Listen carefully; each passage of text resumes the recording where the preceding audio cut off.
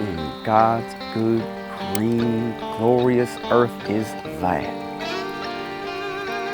I'm about to have me a look.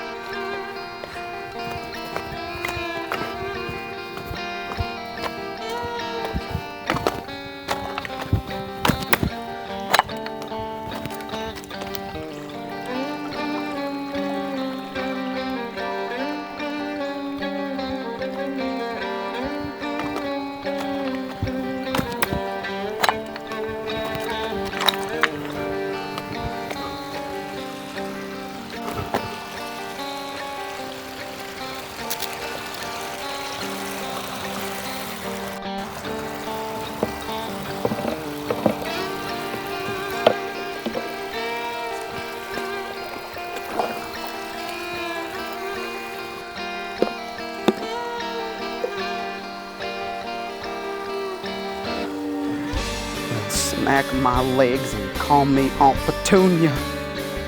This is a review of the SmallHD Focus Pro OLED. Let's get into it.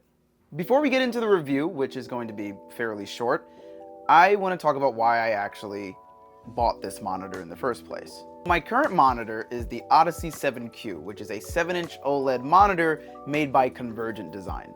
This monitor is fantastic. I have it right here. I'm looking at myself and it hurts.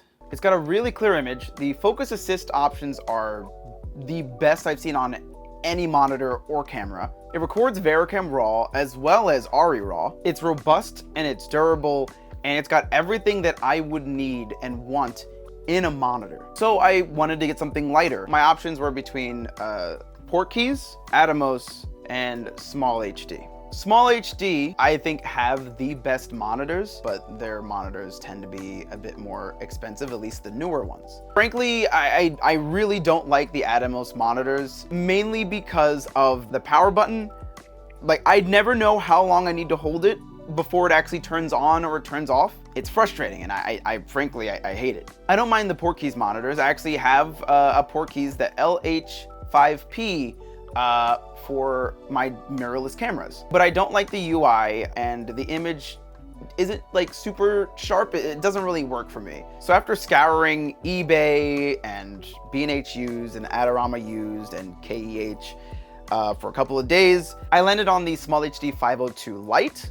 Personally, I actually kind of like that monitor. I've worked with it quite a few times, and I've always been pleased with it. I actually know some DPs who live and breathe by that. So here I am about to purchase this monitor, and I'm like, you know what? Let me just do one more like deep search into eBay, right? And so I go to page, I'm on page like 3, right? And then page 4, and then page 5.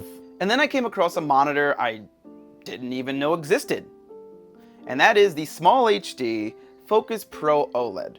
This is a 5-inch monitor that SmallHD made specifically for the Komodo. And I remembered that a couple of years ago, I actually owned the SmallHD Focus OLED. I remember the image being extremely clear, the colors being like really good. And so I was like, great, I didn't know that this was an option. So I'm doing research on this monitor. It looks good on paper, but let's see some reviews. There are no official reviews of this monitor.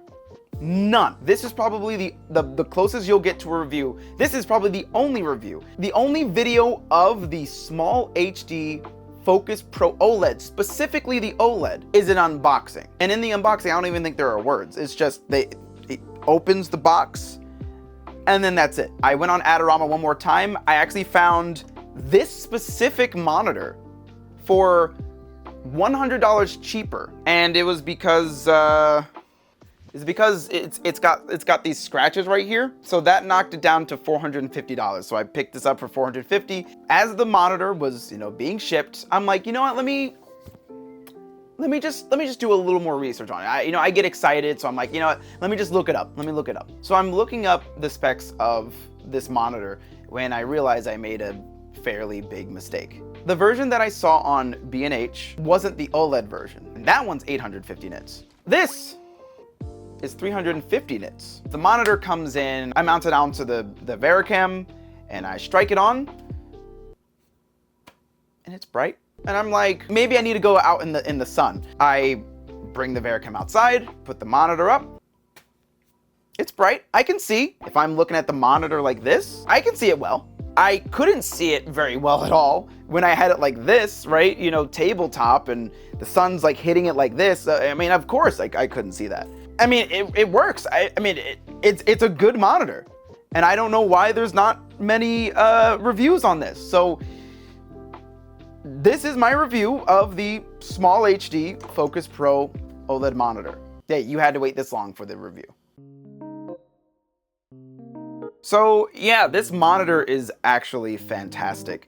It's got a completely metal casing, like all the way around. I don't think there is a single piece of plastic on here. Like, this is all metal. That's fantastic. The screen, of course, is 5 inches. It's got one SDI in. It's got a 5-pin LEMO for Red Komodo connectivity. It's got a 2-pin LEMO for power. It's got a headphone port, and it's got an SD port for loading in LUTs or saving screen captured images.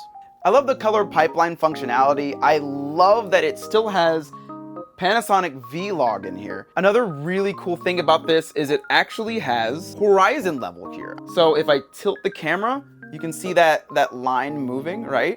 I think that's a really cool function of it. This also has EL Zone, which is fantastic. I'm so tired of seeing false color. I think EL Zone is a lot more precise, and I think it's easier to read. You can actually see that it actually shows you where the darker skin tones are, where the lighter skin tones should be.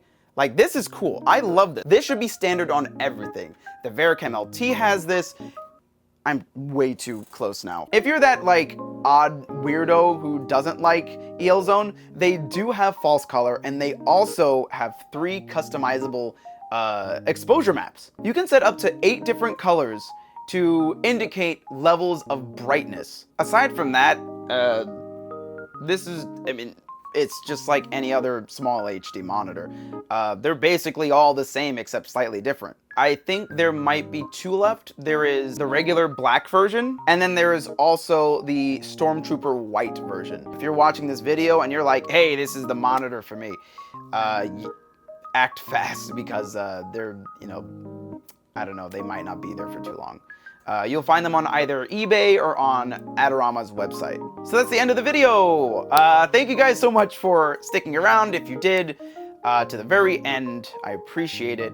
I would also appreciate it if, you know, maybe you liked the video, maybe you subscribed to my channel, and I would heckin' love it if you left a comment, you know, about if you've ever had this monitor, or like what your thoughts on it, if you think it's garbage, if you think that like 350 nits is not nearly bright enough. Yeah, until next time, stay creative. This is the body cap for the camera. That's for the Vericam. It's pretty cool.